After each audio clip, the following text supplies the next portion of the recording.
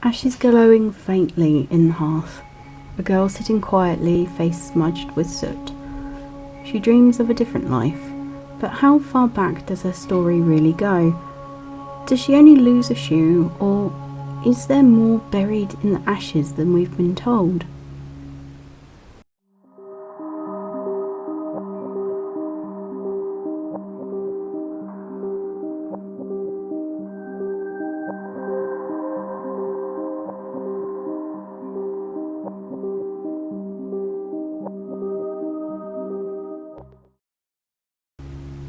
Welcome, Lorekeepers. Today we're unravelling one of the most famous stories ever told, Cinderella. But beneath the glass slippers and fairy godmothers lies a tale far older, darker and more mysterious than you might think. From ancient Egypt to imperial China, and from grim forests to royal courts, Cinderella has been walking through the ashes of time for thousands of years. But before we get into the story, why not hit that subscribe button and consider leaving us a comment? We always love to hear from the Lorekeepers, of those people who are interested in keeping the lore alive. Now let's start with the most common version of the story we all know, the tale of Cinderella. Once upon a time, as all good stories begin, there was a young girl whose life changed in a blink of an eye. She had been born into a house of comfort and warmth. Her father, a respected man, her mother, a gentle soul. But such peace rarely lasts forever. Illness crept into the home, silent and unstoppable, and her mother's final words to her daughter were ones of kindness. Be good, and you will always be loved. Her father, though grief-stricken, eventually remarried. The new wife brought with her daughters of her own, both beautiful enough in appearance, but sharp-tongued and cold of heart. In the early days, Cinderella, for that was the name she would come to bear, tried to befriend them, but envy is a bitter seed, and soon she was treated less like a sister and more like a servant. Her fine dresses were taken from her. She was made to sleep near the ashes of the hearth for warmth, her clothes sooty, her hair tangled, and so they mockingly called her Cinderella. Yet despite the cruelty, she did not grow cruel herself. She tended the fire, swept the floors, and dreamed quietly of better days. One evening, word came of a royal ball, an event so grand it was whispered about for weeks. Every eligible maiden in the kingdom was invited, for the prince was searching for a bride. The stepsisters were wild with excitement, demanding gowns and jewels. Cinderella, she helped them dress, fastening their sashes and arranging their hair, all while knowing she would not be going. Her stepmother made that very clear. A girl like you would shame us. Stay home and scrub the floors. When they were gone, the quiet of the house was almost unbearable, but that was when her fairy godmother appeared. Not in a blaze of light, but like a shimmer through the air, as though she had been there all along, unseen. With a few words and a touch of her wand, the impossible became real. A pumpkin turned into a gilded carriage. Mice became sleek white horses, and Cinderella's rags melted into a gown of silk and silver and glass slippers that caught the candlelight like stars. But magic comes with rules. She must return before the clock struck 12, or the spell would unravel. At the palace, she was unlike anyone the prince had ever met. They danced and the world seemed to vanish around them. But when the great clock began to toll, she fled, racing down the palace steps, leaving behind one glass slipper. The prince searched the kingdom for the mysterious maiden whose foot would fit the shoe, and he tried, including the stepsisters, but the slipper was too small. When Cinderella stepped forward, the shoe slid on as though it had been made for her, which, of course, it had. In most versions, this is where the fairy tale ends happily, with a wedding and a life free from cruelty. But in the older, darker tellings, there is more. You see, in the Grimm's Brothers version, the stepsisters, desperate to fit the slipper, cut off parts of their feet, one a toe and another a heel. And where betrayed by the blood in the shoe, and at the wedding birds pecked out their eyes. A grim punishment for their vanity and unkindness, it seems. So how far back do you think her story really goes? Did she really lose a shoe, or is there more buried in the ashes than we've been told? If I asked you to picture Cinderella, chances are you'd imagine the version Disney gave us in 1950. The sparkling ball gown, the helpful mice, the fairy godmother, and of course the glass slipper. But this iconic image is just one thread of a far older, far stranger tapestry of stories. The true roots of Cinderella reach back not just centuries, but across continents. A tale that has been told in hundreds of cultures, each adding their own colours, textures, and shadows. You see, if you travel west, you'll find that ancient Greeks had their own version of Cinderella, well, almost a Cinderella-like tale. The tale of Rhodopis, as recorded in fragments by Strabo and later retold in Greco-Roman traditions, is definitely something that puts Cinderella far older than we have first thought. Long ago, in the reign of Pharaoh Amasis, a time of prosperity and trade, a young Greek girl was stolen from her homeland and sold into slavery in Egypt. Her name was Rhodopis, which means rosy-cheeked. Her skin was fairer than the Nile sand, and her hair was the colour of ripened wheat, and her eyes carried the faraway blue of Aegon. She was unlike most women of Egypt, and because of this she caught the eye of the men and the envy of the women. Rhodopis served in a household of wealthy masters, tending to gardens, grinding grain and washing clothes in the cool waters of the river, and the other servant women mocked her foreignness and made her work alone, so she often found herself apart from the chatter and gossip. But she did not grow bitter. She sang softly while she worked, and when the day's labour ended, she would walk to the riverbank and wash her feet and dream of her distant homeland. One hot afternoon, the household gathered to feast upriver. Rhodopis, a slave, was left behind to complete the chores, and the sun beat down fiercely. When her work was done, she wandered to the shaded pool, removed her sandals, and cooled her feet in the water. It was then that the sky darkened and the shadow swept over her. Looking up, she saw a great eagle, a bird sacred to the gods. It circled once, twice, and then in a flash of wings swooped low and snatched one of her sandals with its talons. Rhodopis gasped, but could do nothing. The eagle rose high in the sky, the sunlight catching the polished leather and the gold stitching of the sandal as it carried it away over the horizon. Far away in the royal city of Memphis, Pharaoh Amasis was seated in judgment, hearing disputes and petitions. The court was crowded with courtiers, guards, scribes, and nobles. Suddenly, through the open court, the eagle descended from the heavens and dropped a single sandal in the pharaoh's lap. The room fell silent. The pharaoh lifted the delicate little shoe in his hand. It was unlike anything he'd ever seen. Small, finely made, clearly belonging to a woman of rare grace. The arrival of such a thing from the talons of a sacred bird could not be mere chance. This, Amasis declared, is a sign from the gods. He sent messengers and heralds throughout the two lands, carrying the sandal and proclaiming that the pharaoh sought the woman whose foot it fit. Many came forward eager for the favour of the king, but none could wear it without gaping or pinching. At last word reached the estate where Rhodopis served. She was summoned to try the sandal. The other women scoffed. A foreign slave was hardly a fit for the pharaoh. But when her foot slipped into the sandal, it fit perfectly, as though it was part of her own body. The messengers brought her to the palace. Some say the pharaoh fell in love at first sight, enchanted not only by her beauty but by the strangeness of her fate. A woman singled out by the gods themselves. He freed her from servitude, clothed her in fine linen, and made her his queen.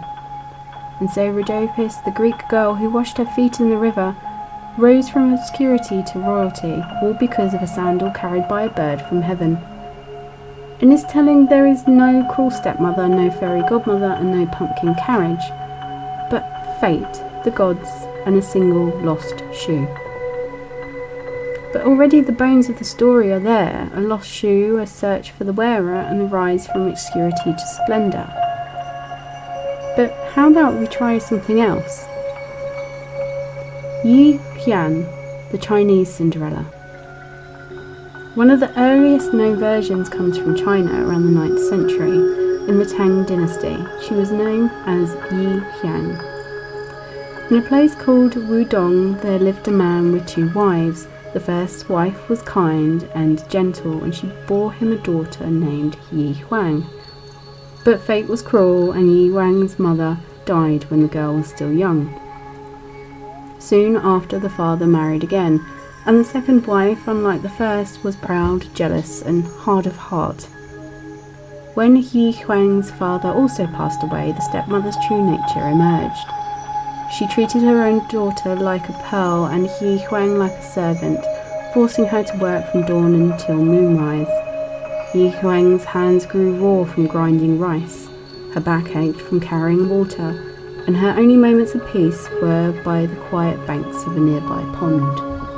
One day, while fetching water, Ye Xian saw something unusual in the shallows, a fish. But unlike any she had seen before, its scales shimmered like molten gold and its eyes gleamed with a warm, knowing light.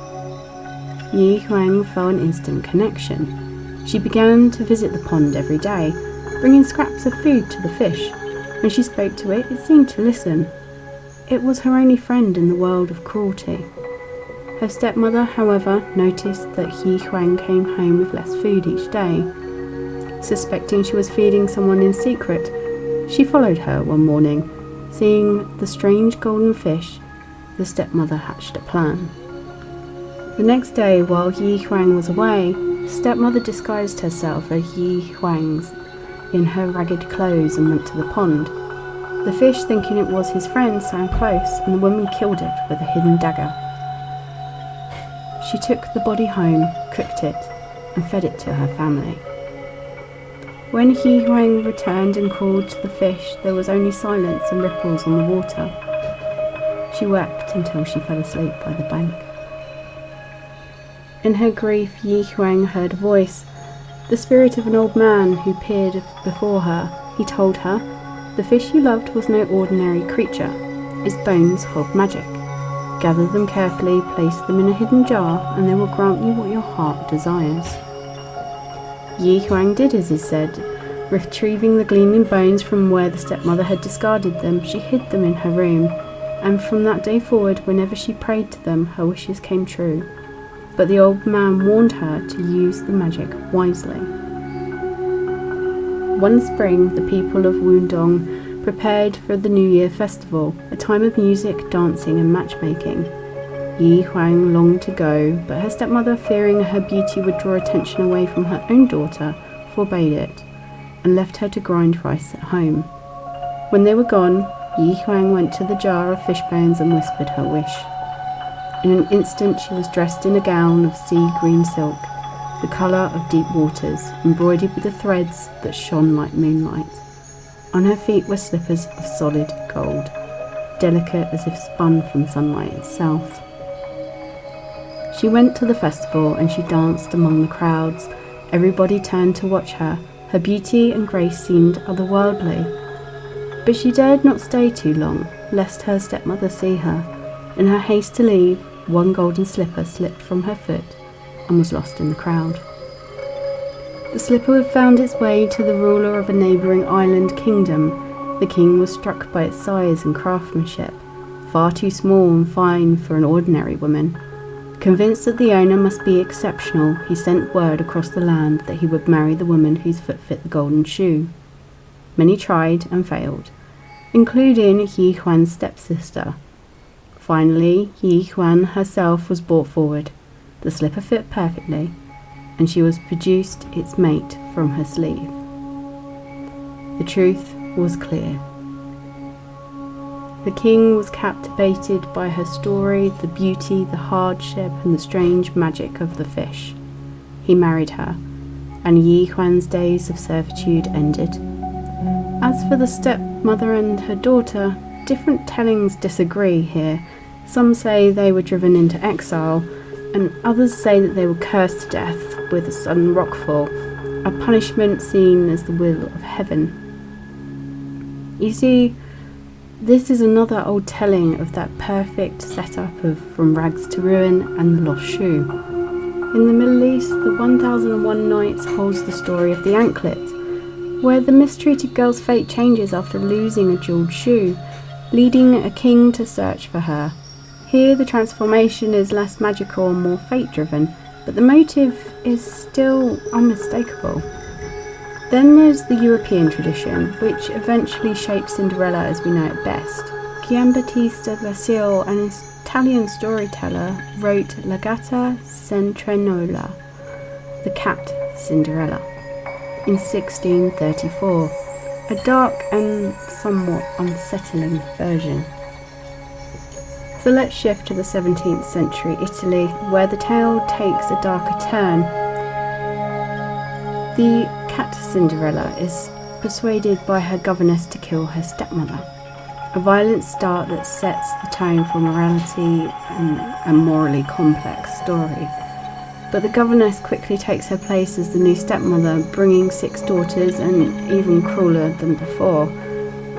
Zazola's magical helper is a date tree that grows from a gift her father gave her, providing splendid gowns for 3 visits to a royal ball.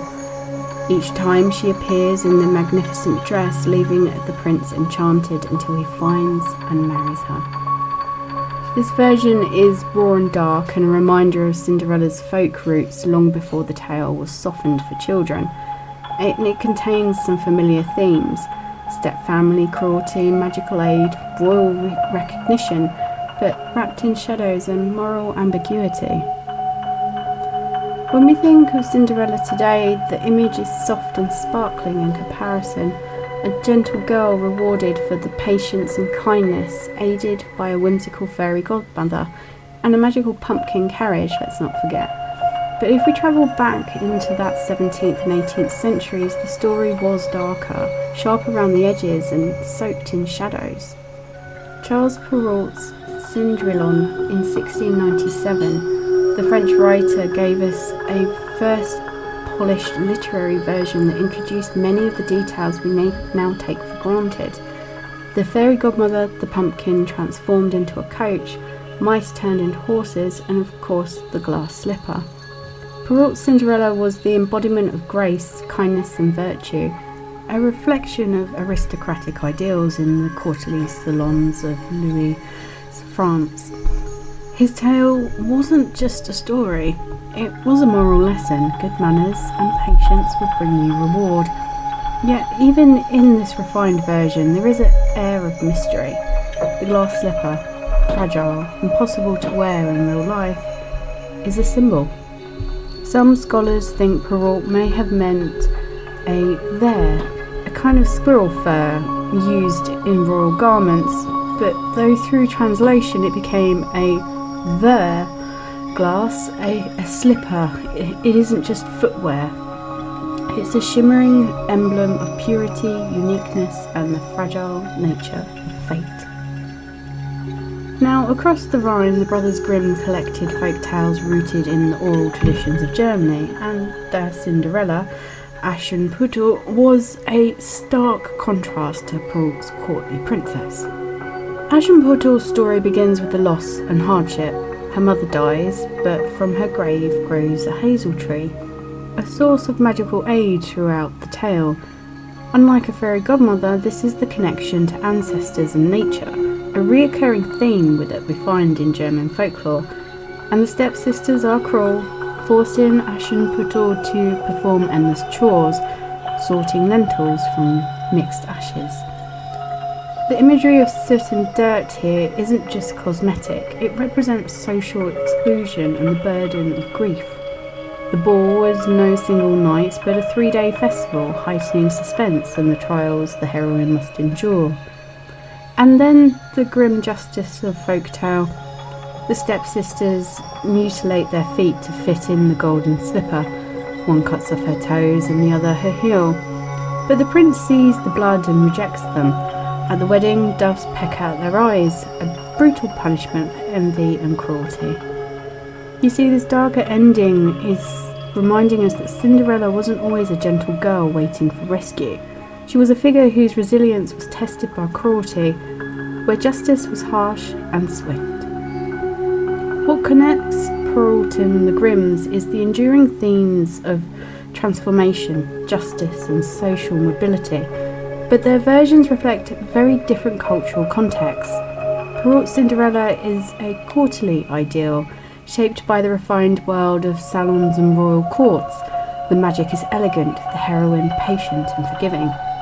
The Grimm's Aschenputtel is rooted in folk tradition, rougher, earthier, connected to ancestral magic and natural cycles. The heroine is tested by hardship, and the punishment of the wicked is real and painful. So you see, the soot on Cinderella's face isn't just dirt. It's a symbol of the trials she must endure, a mark of suffering and endurance. Her slipper is more than the lost shoe. It's a key to identity, a proof of worth, and sometimes a tool for justice. Around the world, versions of Cinderella appear. The Algonquin rough-faced girl, scarred and invisible but loved for her inner beauty by an invisible being. Among the Algonquin people of North America, there's a tale called The Rough-Faced Girl, where the heroine is scarred from living near a fire. Her face rough and disfigured, despite her appearance, she longs to marry a mysterious invisible being, a powerful spirit or invisible being who lives in the magnificent wigwam. Her kindness and inner beauty win the invisible being's heart, and only she can see him. Though there's no lost slipper, the story, the core motif, true worth is not skin deep, and transformation comes from inner goodness, not appearance.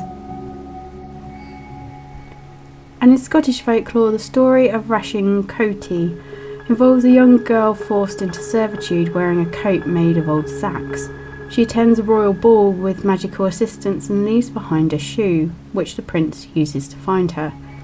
The tale includes typical Celtic elements like otherworldly helpers and echoes the theme of the humble girl revealed to be worthy of a prince's love.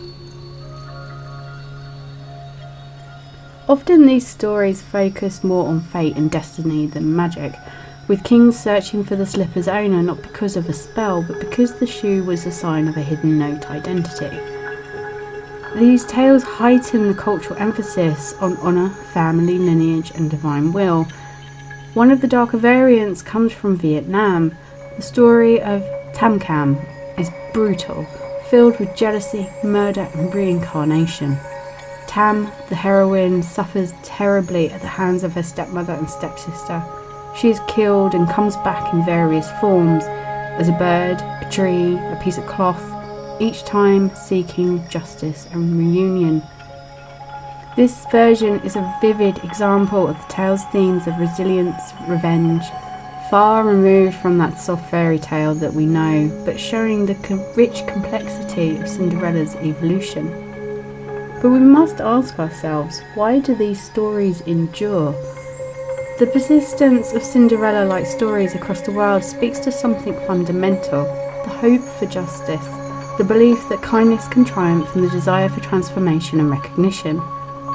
Though the settings, details and magical elements differ, the core story of the oppressed rising and the lost token of identity and ultimately unveiling love of true worth remains. So now let's take a look at the modern glass slipper. Disney's 1950s Cinderella gave us the polished, sparkly image that dominates pop culture. A kind, sweet girl rescued by a prince and a magical fairy godmother.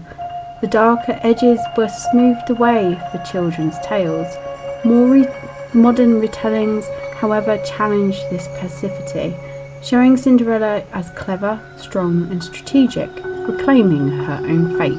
Films like Ever After and various feminist adaptations explore these themes, proving Cinderella's story still evolves.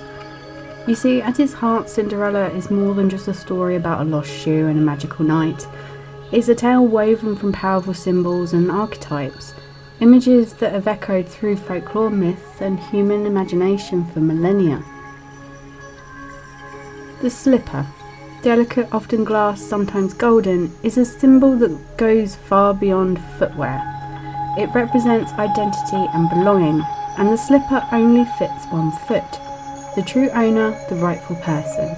In a world where social rules were rigid and status often fixed by birth, the slipper is a secret key. You see, it unlocks the hidden truth that the girl in the ashes is the rightful princess, the true bride, the one destined for a different life. Interestingly, the slipper's material does vary, as we saw in China with Ye Xian slippers were golden. In early European tales, there's debate over whether the slipper was ever glass or a mistranslation of a vair, a kind of fur. Golden slippers suggest value and nobility, glass slippers suggest fragility and purity. And well, Cinderella's name itself, Aschenputtel in German, Cendrillon in French, means little ash girl. Ashes are the remnants of fire, symbolising both destruction and renewal. In mythologies worldwide, ashes often mark the site of transformation. We've seen that the phoenix rises from the ashes, and through fire and ash the old self dies and the new self can emerge. So for Cinderella, sitting among the ashes wasn't just poverty, it's a liminal space between worlds, from childhood to adulthood, slavery to freedom, from invisibility to recognition.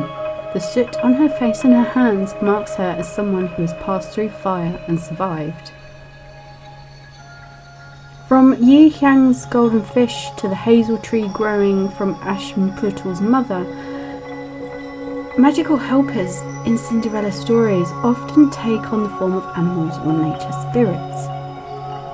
This reflects common folklore belief. Kindness to nature and ancestors invites protection and aid. In many cultures, magical help comes from ancestral spirits of the natural world, responding to the heroine's goodness, and it's a reminder that she's connected to something larger than herself. And the figure of the cruel stepmother is one of folklore's most enduring archetypes. She represents the threat of domestic betrayal, the disruption of natural family bonds. In patriarchal societies where inheritance and lineage were crucial, the stepmother often embodies the anxiety around power and control over the inheritance, status and affection. Her cruelty pits women against women, the stepmother and her daughters versus the rightful daughter.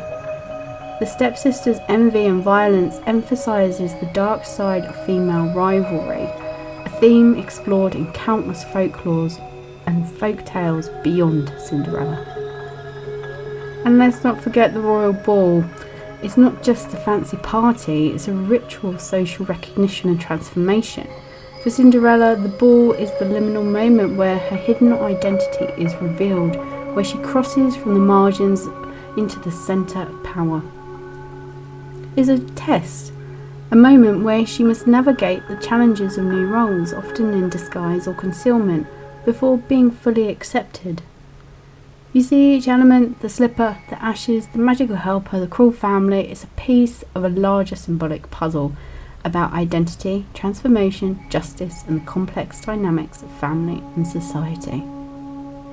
These archetypes make Cinderella a story that feels so familiar, no matter where or when it's told, no matter what language it is told in.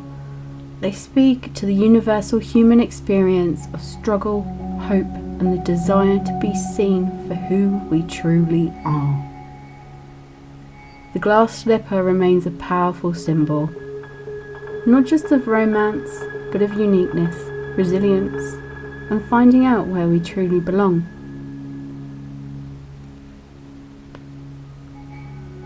So I must ask you, what is Cinderella really? Is she a gentle girl who waits patiently for rescue, or a quiet strategist who endures, adapts, and claims her own identity? She is all those things and more. a mirror reflecting the hopes, fears and values of every culture that's told her story. From the golden slippers of ancient China to the eagle's stolen sandal in Egypt, from the soot and vengeance of the Grimms to the sparkling glass slipper of Disney, Cinderella walks through centuries and across continents, carrying with her the timeless themes of justice, transformation, and the yearning to be seen. And maybe that's why her story still calls to us, whispering through those ashes, inviting us to believe in change, in hope, and in the power of kindness and courage. Thank you, Lorekeepers, for joining me on this journey through the shadows of Sparkle and Cinderella's tale. I do apologise for being away for so long, but myself and Chris had our ham fasting, so we were a little bit wrapped up with all the merriment of that. But it was an amazing day, and yeah, we're sorry, but we're back now, I promise. So why don't you let me know, what's your favourite version of the story that we've discussed today? And have you heard of a Cinderella from your culture or your family version that's totally different and you'd like to share it? Because I'd love to hear it from you. Find me on the social media links posted in any of our videos and send a message through YouTube or any social media platform that you choose. If you enjoyed this episode, please subscribe, leave a comment, share it with your friends, anyone who loves folklore and myths as much as you do. Because if we don't share and keep these stories going and the reason behind these stories, all the archives that we're preserving will be lost. So next week we'll dive into another haunting tale from the edges of myth and history. So until then, stay tuned and Chris will be back. And as always, continue to explore the world with wonder.